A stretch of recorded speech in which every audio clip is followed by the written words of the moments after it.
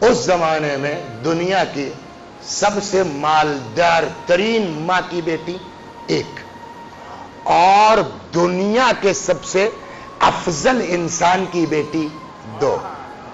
ان سے بڑے باپ کی بیٹی کوئی نہیں ہے، اور ان سے زیادہ مالدار ماں کی بولیے بیٹی کوئی نہیں ہے۔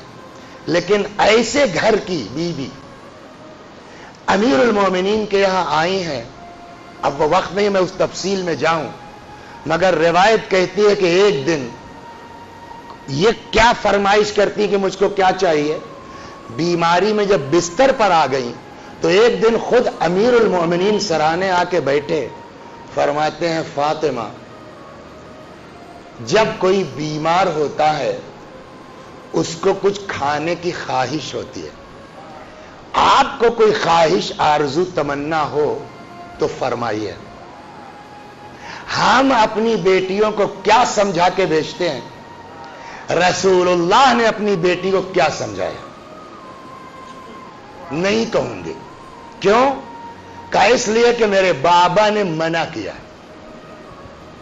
کیا فرمایا؟ کہ بابا نے کہا بیٹی شوہر کے گھر جانا تو اس سے کوئی فرمائش مت کرنا۔ واقعہ مشہور ہے، میرے بابا نے منع کیا ہے اس لیے میں فرمائش بولیے نہیں کروں گی۔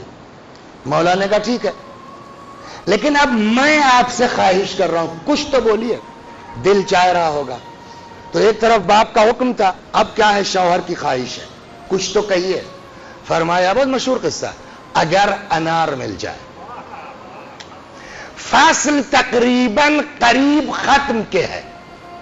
کسی نے بتایا شمعون جو باہر سے بھی مال منگواتا ہے، میں بھی اس کے یہاں ہو۔ حضرت پہنچے، کھٹکھٹایا کہ یہ انار ہے؟ نہیں صاحب ختم ہو گیا۔ مولا پلٹنے لگے، اس کی بیوی کیا بات؟ کالی تھے انار چاہیے تھا، کہا میرے پاس ہے میں رکھے ہوں۔ گئی بہت بڑھیا سا ایک انار لے کے آ گئے۔ 1 درہم اس کی قیمت تھی، 10 درہم امیر المومنین نے دیا۔ اس نے کہا صاحب اس کی قیمت 1 درہم ہے۔ کہا تیری بیوی نے چھپایا اسی لیے تھا تاکہ من چاہی قیمت پر بیچ سکے، میں نے وہ قیمت دے دی ہے۔ کچھ سمجھ میں آیا؟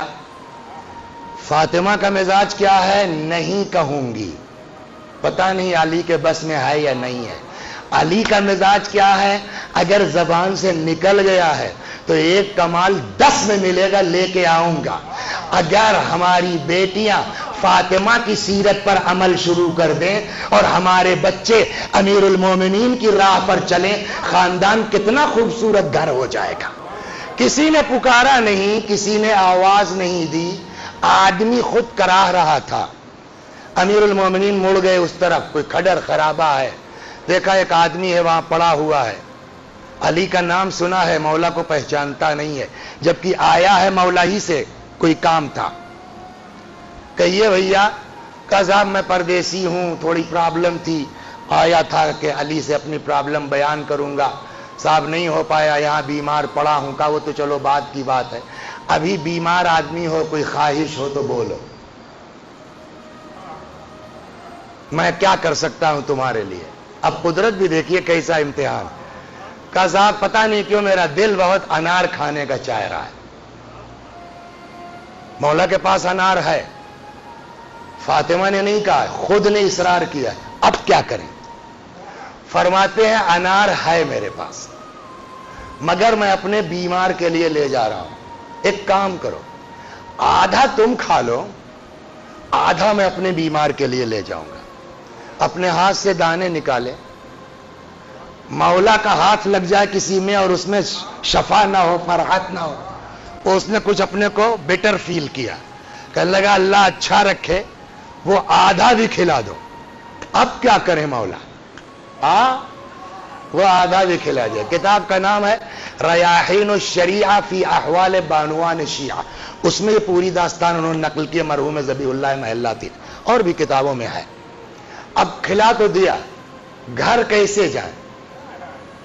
جناب فاطمہ نے تو کہا نہیں تھا کہ آ کے معذرت کر لیں کہ صاحب جو ہے وہ نہیں ملا، کیا بتائیں، خود اصرار کیا تھا نا۔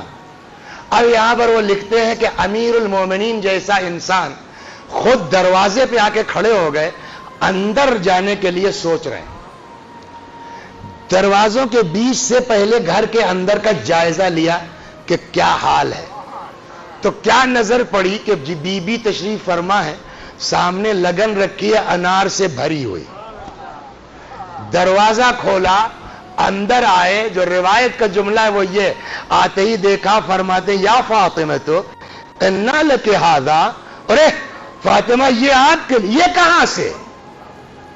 فرمایا کہاں سے؟ کہا بھی کہاں سے؟ آپ ہی نے تو بھیجوایا ہے۔ میں نے بھیجوایا ہے؟ کہا آپ انار لینے گئے تھے؟ کہا ہاں۔ کہا آپ کے جانے کے بعد کسی نے آ کے دروازہ کھٹکھٹایا، اور جب دروازہ کھولا گیا تو اس نے یہ پوری لگن یہی کہہ کے دیا ہے کہ علی نے انار بھیجوائے ہیں۔ کچھ سمجھ میں آیا؟ صدیقہ طاہرہ سلام اللہ علیہا کی ذات مبارک کیا ہے؟ اگر زبان سے انار نکل جائے اور امیر المؤمنین نہ لا سکیں، فاطمہ کی زبان خالی نہیں جا سکتی، چاہے بہشت سے رضوان کو لانا پڑے۔